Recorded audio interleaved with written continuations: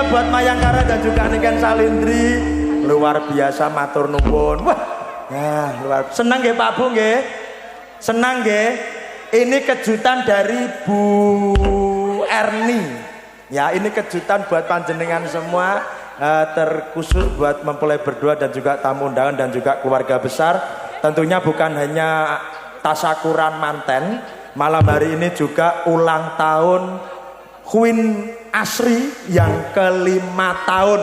Semoga Queen Asri yang hari ini ulang tahun yang ke-5 semoga sukses selalu, diminati oleh wisatawan kota Kediri dan sekitarnya. Amin. Matur nembah nuwun ugi rawuhipun Bapak Ibu. Nggih puji Tuhan. Alhamdulillah sami rawuh. Pokoknya nanti joget bareng ya Pak Bu nggih, silakan. Malam hari ini khusus buat panjenengan, nanti jangan jangan pulang dulu, oke?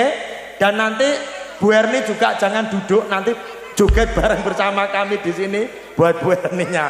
Oh, nanjake waranggono ingkang sampun sumadya wonten ngarsa panjenengan ada 4, ada Mbak Afi, ada Mbak Putri, ada Mbak Rivi, dan tentunya owner dari Mayangkara yaitu Niken Salindri, didukung oleh Pelangi Audio and Lighting dan juga Niken Salindri Family. Malam hari ini live streaming siaran langsung, bisa lihat di channelnya Niken Salindri Family dan juga teman-teman YouTuber yang lain. Matur nuwun. Ya, nanjake waranggono ana. Yuk nanjake api Mayangkara Niken Salindri lah sumangga.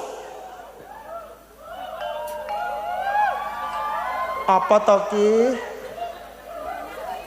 Iya.